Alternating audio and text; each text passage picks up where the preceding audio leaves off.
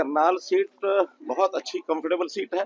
लगातार मैं आज यहाँ का 3 चुनाव तो स्वयं में लड़ा हूँ, 2 विधानसभा के, 1 लोकसभा का, और आज हमारे साथी जगमोहन आनंद यहाँ से चुनाव लड़ रहे हैं। और मैं जहाँ तक करनाल की स्थिति है, करनाल क्या बल्कि पूरी लोकसभा की, हम 9 की 9 विधानसभा की सीटें जीतेंगे ऐसा। करनाल से आपने चुनाव लड़ा, आप सीएम बने, नायब सिंह सैनी ने चुनाव लड़ा, वो सीएम बने, और अब जगमोहन आनंद की बारी। बाकी जिलों में देखिए, जगमोहन आनंद हमारे बहुत अच्छे कार्यकर्ता हैं और जरूर उनको उचित योग्य स्थान जीत के लिए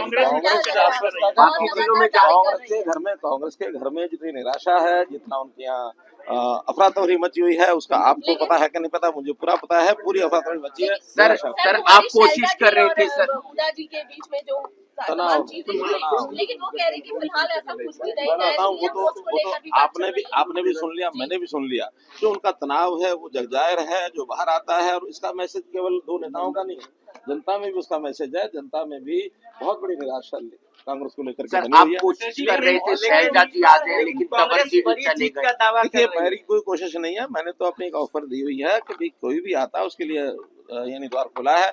और भाई, जहाँ तक अशोक तंवर का विषय है, अब ये आयराम गैराम की जो लोकोक्ति है वो उन्होंने हालांकि बहुत समय से रुकी हुई थी, उन्होंने इसको फिर उजागर किया है। और ये जो कुछ किया है, इसके पीछे की कहानी क्या है, अनुमान लगाए जा सकते हैं, कुछ निश्चित नहीं कहा जा सकता।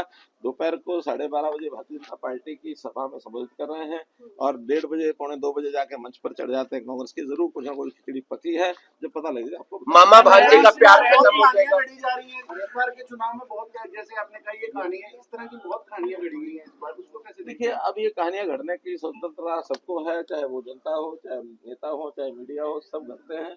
और ये कोई नई बात नहीं है। हाँ, जनता के मन में क्या है ये बात सब जानते हैं, आप जानते हैं, हम जानते हैं, जनता भी जानती है।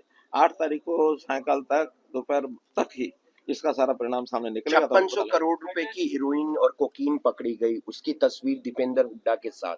कांग्रेस की जो एक मूल स्वभाव, इस प्रकार के लोगों को संरक्षण देना, और ये इसमें से साफ जाहिर होता है कि इतनी बड़ी जो कोकीन की ये खेप पकड़ी गई है, इसका मतलब हरियाणा के नौजवानों को नशे की ओर धकेलने का काम उनकी पूरी प्लानिंग है। और इस प्रकार की प्लानिंग को हमारी देश की जनता समझती है। जैसे नौकरियां बेचने की बात खुले रूप से हमने कह दी है, हम तो बिना पर्ची बिना खर्ची की अपनी बात लगातार कह रहे हैं, आगे भी रहेगी।